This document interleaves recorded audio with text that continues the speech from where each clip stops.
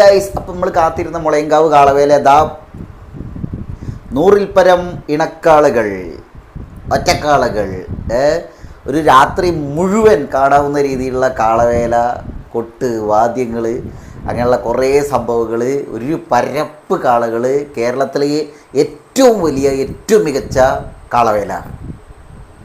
മുളയങ്കാവ് കാളവേലയെ കുറിച്ചിട്ട് കേൾക്കാത്ത ആളുകൾ കാര്യമായിട്ട് ഉണ്ടാവില്ല എന്ന് എനിക്ക് തോന്നുന്നത്. അങ്ങനെ മുളയങ്കാവിനെ കുറിച്ച് കേൾക്കാത്ത, മുളയങ്കാവ് കാളവേലയെ കുറിച്ച് കേൾക്കാത്ത ആളുകൾ ആരെങ്കിലും ഉണ്ടെങ്കിൽ എനിക്കറിയാവുന്ന പെട്ടെന്ന് ഓർമ്മ വരുന്ന കുറച്ച് കാര്യങ്ങൾ പങ്കുവെക്കാം.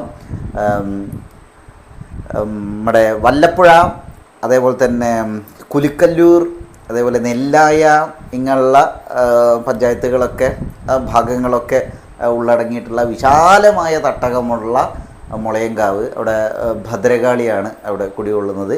ഭദ്രകാളി എന്ന് പറഞ്ഞിട്ടുണ്ടെങ്കിൽ ഭദ്രകാളിയുടെ കുട്ടിക്കാലത്തെ ഒരു ഏതാണ് അവിടെ പ്രതിഷ്ഠിച്ചിട്ടുള്ളത്, അവിടെ ഉള്ളത്. അപ്പോൾ ഇവിടുത്തെ ഒരു അവസ്ഥ എന്താണെന്ന് വെച്ചിട്ടുണ്ടെങ്കിൽ, ഇതിൻ്റെ ഐതിഹ്യം പല തരത്തിലുള്ള ഐതിഹ്യമുണ്ട്. അപ്പോൾ പല കഥകളുണ്ട്. അപ്പോൾ അതിലൊരു കാര്യം എന്ന് വെച്ചാൽ, അവിടെ വന്നിട്ടുണ്ടെങ്കിൽ കാണാവുന്ന ഒരു കാര്യം എന്താണെന്ന് വെച്ചിട്ടുണ്ടെങ്കിൽ, അവിടെ ഒരു ആനപ്പാറ എന്നല്ലേ പറയുക, അവിടെ ഒരു പാറയുണ്ട് ആനയുടെ രൂപത്തിലുള്ളത്.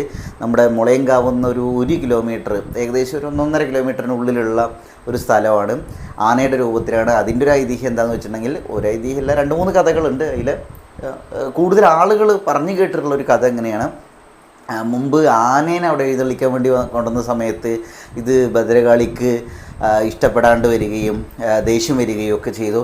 ആന ഇടഞ്ഞപ്പോൾ ഭദ്രകാളിക്ക് ദേഷ്യം വന്ന്, എന്നിട്ട് ആനേനെ ഒരു കല്ലാക്കിയിട്ട് അവിടെ മാറ്റിയെന്നാണ്. അപ്പോൾ ഈ കാവ് എങ്ങനെയാണ് അവിടെ ഉണ്ടായെന്നുള്ളതിൻ്റെ ഒരു ഐതിഹ്യം എന്താണെന്ന് വെച്ചിട്ടുണ്ടെങ്കിലും, മുമ്പ് ഒരു യുവതി, ഒരു സ്ത്രീ അവിടെ നമ്മുടെ അരിവാളുണ്ടല്ലോ, ഈ അരിവാൾ ആ പാറപ്പുറത്ത് ഇങ്ങനെ ആ സാധനം മൂർച്ച കൂട്ടുന്ന സമയത്ത് അവിടുന്ന് ബ്ലഡ് വന്നു, ചോര വന്നു. അപ്പോൾ അമ്മ പേടിച്ചു, നിലവിളിച്ചു. അങ്ങനെ ഈ കാര്യം അവിടെയുള്ള ജന്മിയുടെ അടുത്ത് പറഞ്ഞു.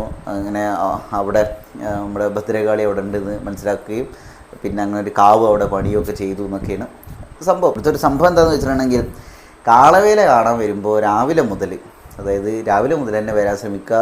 കാരണം നടന്ന് കാണാനുള്ള കാളകളുണ്ട്. രാത്രി കാവിക്ക് വരുന്ന കാളകൾ മാത്രമല്ല, അവിടെ രാവിലെ തന്നെ അവിടെ കാളകളൊക്കെ വന്നിട്ടുണ്ടായിരിക്കും. നടന്ന് കാണാവുന്ന സംഭവം. പിന്നെ ഒരു കാര്യം എനിക്ക് പറയാനുള്ള ഒരു കാര്യം, മഴ പെയ്യാനുള്ള സാധ്യതയുണ്ട്. നമുക്കറിയാവുന്ന പല സ്ഥലങ്ങളിലും ഇപ്പോൾ 2 ദിവസമായിട്ട് മഴ പെയ്യുന്നുണ്ട്. വൈകുന്നേരം ആകുമ്പോഴേക്കും മഴ പെയ്യാനുള്ള സാധ്യതയുണ്ട്. അഥവാ നിങ്ങൾ വൈകുന്നേരമാണ് കാളവേല കാണാൻ വരുന്നതെങ്കിൽ, അഥവാ മഴ പെയ്താൽ തിരിയും ഇപ്പോൾ കോട്ടൊക്കെ ആയിട്ട് വരാൻ ശ്രമിക്കുക. രാവിലെ തന്നെ വന്നിട്ടുണ്ടെങ്കിൽ നമുക്ക് ഇത്രയും കാളകളെ കാണാനും കൊട്ട് കാണാനും അല്ലേ, ഉച്ചയ്ക്ക് ശേഷമൊക്കെ കൊട്ടൊക്കെ അല്ലേ കാണാനും ഒക്കെ നമുക്ക് സാധിക്കുന്നുണ്ടായിരിക്കും. ഒരുപാട് സ്ഥലം നമുക്ക് ഇങ്ങനെ എന്താ പറയുക വിശാലമായിട്ട് കിടക്കുകയാണ്. അവിടെയൊക്കെ ഉള്ള കാളകൾ, വാദ്യങ്ങൾ, കൊട്ട് പരിപാടികൾ, ബാൻഡ്, എന്തൊക്കെ കുറേ സാധനങ്ങളുണ്ടല്ലോ അല്ലേ.